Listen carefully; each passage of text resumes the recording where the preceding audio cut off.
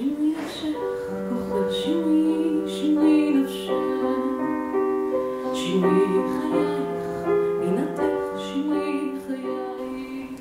אני מקדישה את הערב הזה לזכרך ולזכר כל אותם ילדים שלא זכו להגיע לאוויר העולם.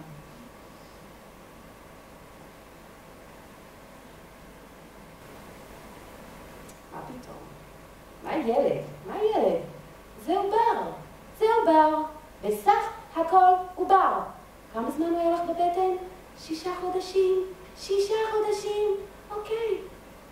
אני אומרת לו, ערב שבת, הקדוש ברוך הוא, אני לא יודעת מה הולך להיות עכשיו. אני לא יודעת מה אני הולכת לעבור. אין לי מושג מה הולך להיות בזמן קרוב. אני חסרת אונים, אני תלויה בך.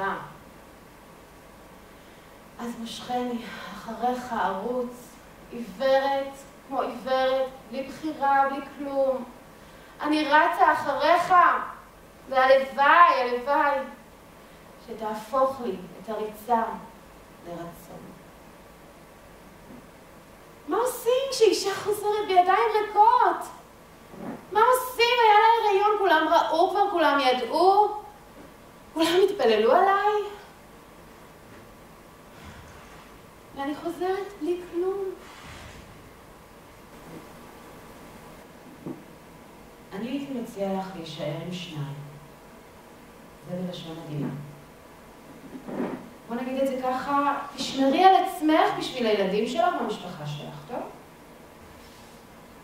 אני רוצה את זה בשביל החברה, כן, בשביל החברה אני רוצה, לא בשבילי.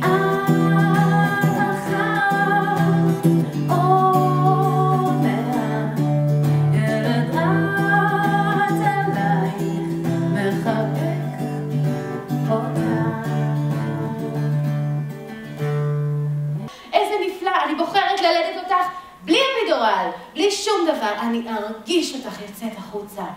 בואי לפה. עולם